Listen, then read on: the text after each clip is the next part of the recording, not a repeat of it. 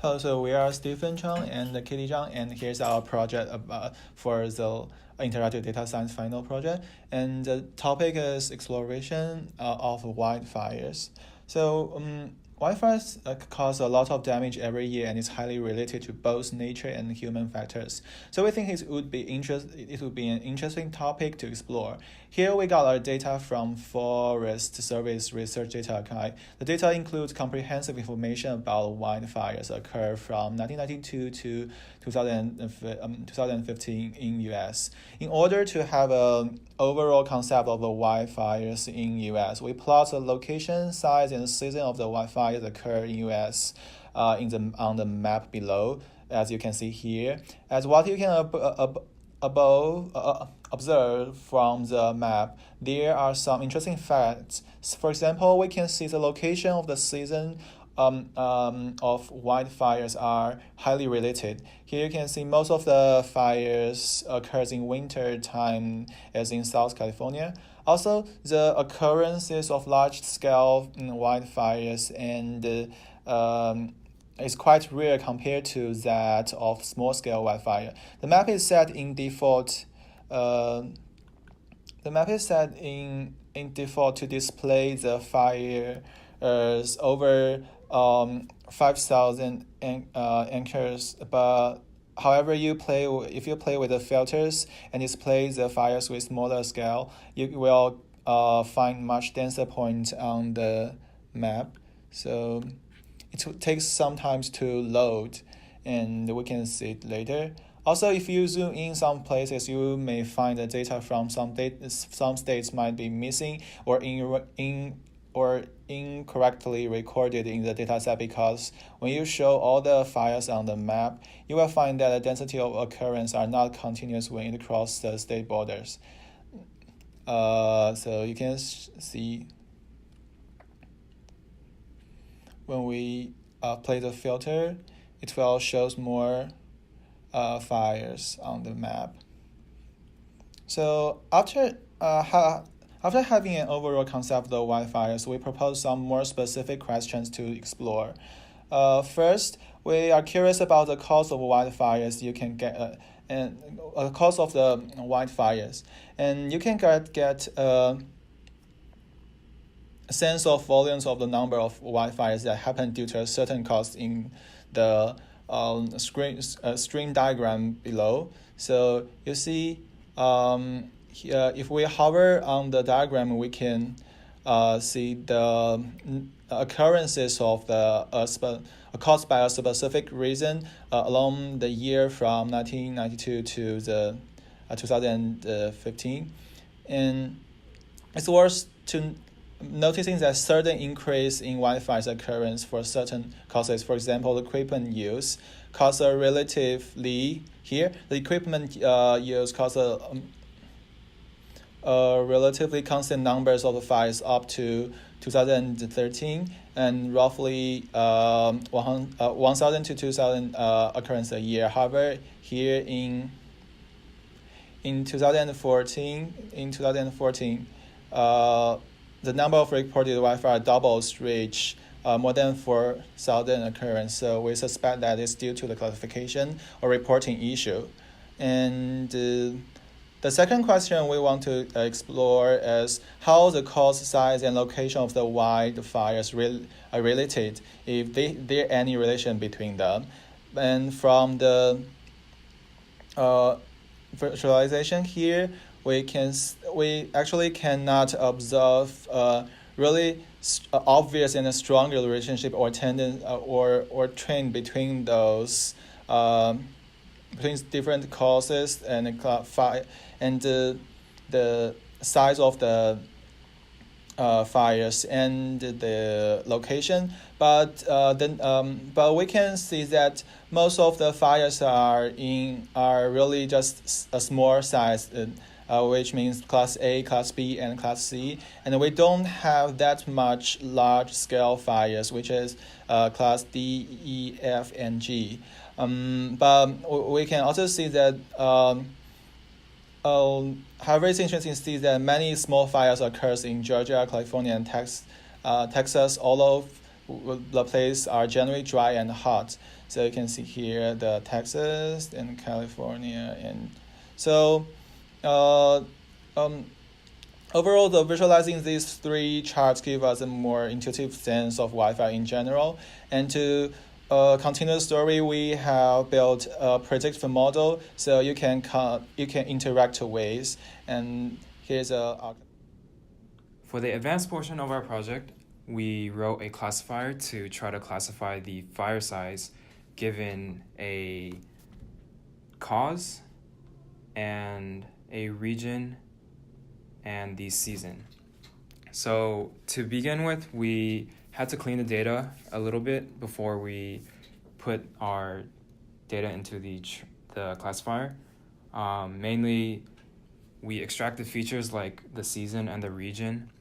So for season, we just took the date that was provided in the dataset and split it into fall, winter, summer, and spring.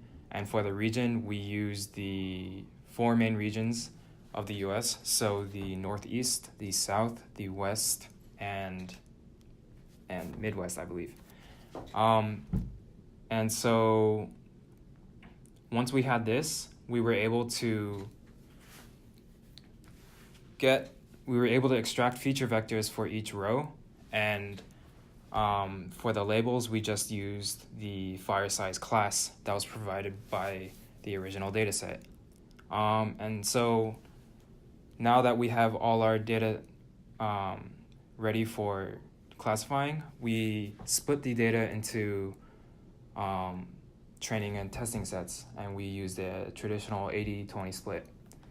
And for the actual classifier itself, we used a multinomial naive Bayes because the labels weren't binary, and also we had multiple categorical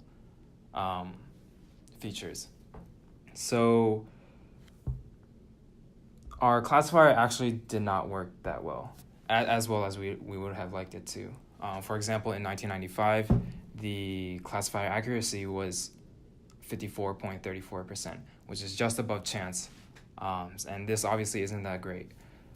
So upon further investigation of the confusion matrix, we realized that the classifier was predicting either fire size class A or fire size class B.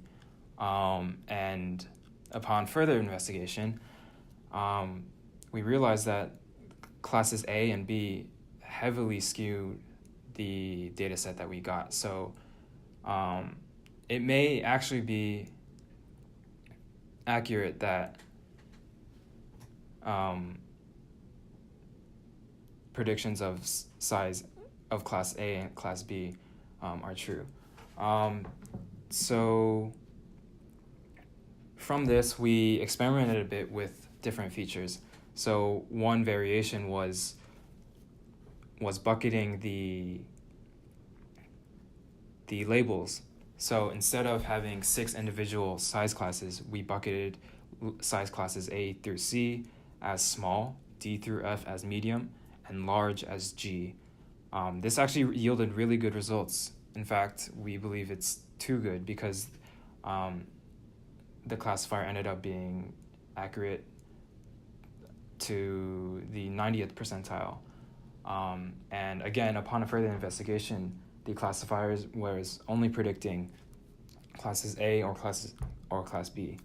So again, there was heavy skewing due to the number of class A and class B fires. So overall, there's definitely room to improve. Perhaps if we could have chosen a more normalized sample of the data set to train on, it would have been better. Maybe if we were able to find better features, this could have improved the classifier.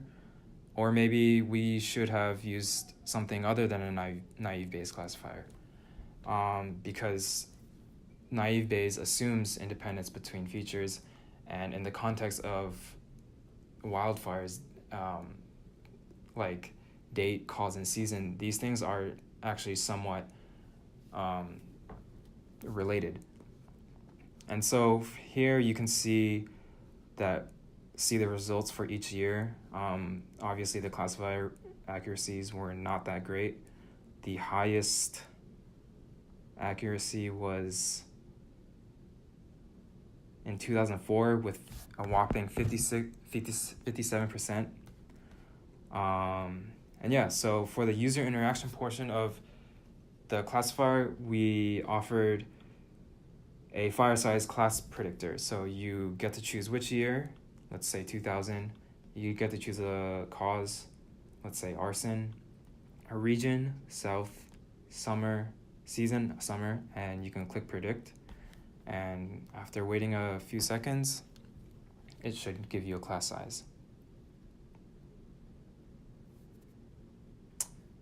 And hopefully it should show up soon. And yeah, here, you can see that the class prediction was A. All right, let's move on to the data. So our data is about wildfires that occurred in the US from 1992 to 2015. The original data set included things like the fire cause, the discovered date, the containment date, and the fire size. And to actually collect the data, we found the data set on kaggle.com. It is publicly available for download. And with regard to cleaning the data, there wasn't that much cleaning to do.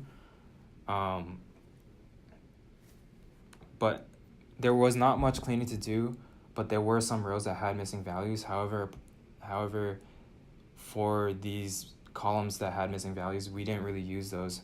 And for rows that had missing values that we did use, we just dropped. And the visualization tools that were used was Tableau and D3. And so now I'll talk about the data quality. The data set, again, was not fully complete. There were some missing column values. But other than that, the data was pretty coherent. However, some things like the date and the units of the fire size were not clear. Good thing, however, Kaggle had a guide that explained the column fields, so that was very helpful. In terms of correctness, the data was pretty correct. The data originally came from a government funded project, so assuming that the researcher collected their data with integrity, we believe that this data is pretty correct. The same reasoning goes towards accountability. So to conclude, this was our project for interactive data science at Carnegie Mellon University, and you can check out our source code, and here are some of our references. Thank you.